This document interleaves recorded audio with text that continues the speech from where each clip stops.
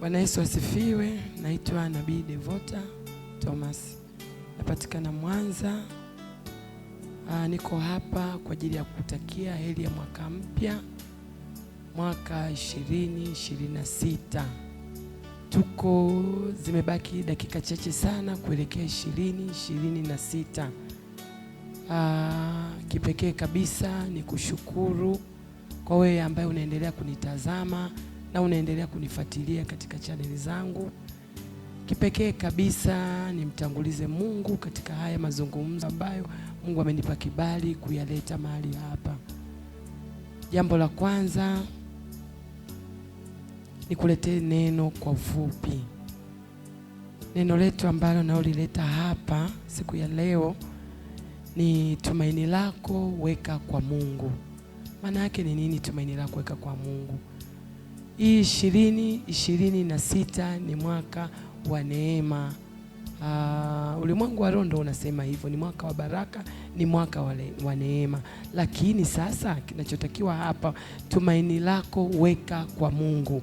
Unavyoendelea kumwamini Mungu kupita kiasi, ndipo utaona mafanikio ya mwaka 2026. 2026 ni mwaka wa baraka, ni mwaka wa neema, ni mwaka wa kufanikiwa, mwaka wa kuvuka, mwaka wa kufanya vile vitu ambavyo vilivyoshindikana vitawezekana. Lakini sharti lake, weka tumaini lako kwa Mungu. Tutasoma hapo kidogo. Some Yeremia 17 mstari wa 5 mpaka wa 7. Neno linasema hivi: amelaaniwa mtu amtegemeaye mwanadamu na kufanya mwanadamu kuwa kinga yake na moyo wake kumwacha Bwana. Heri yule mtu ambaye anemtegemea Bwana, ambaye tumaini lake ni kwa Bwana. Mpenzi mtazamaji, muamini Mungu, mtegemee Mungu kwa kila kitu unachokifanya mbele.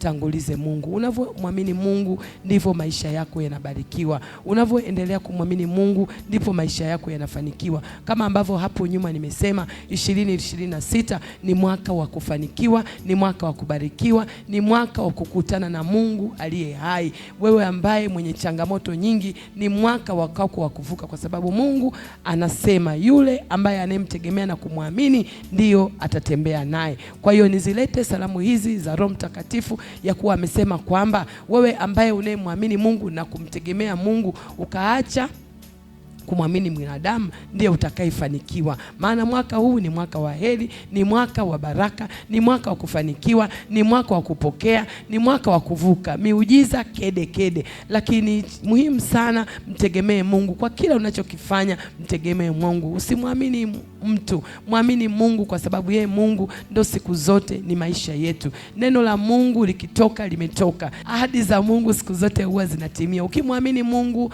atakushindia, ukimtegemea Mungu atakusaidia, ukitegemea Mungu atakuvusha na changamoto zozote zile ambazo zinazokukabili. Kwa hiyo ninataka kukuomba tu, mpenzi mtazamaji, unayenitazama na unayenifuatilia, hebu tumaini lako weka kwa Mungu, wekeza kwa Mungu, maana neno la Mungu siku zote huwa halibadiliki.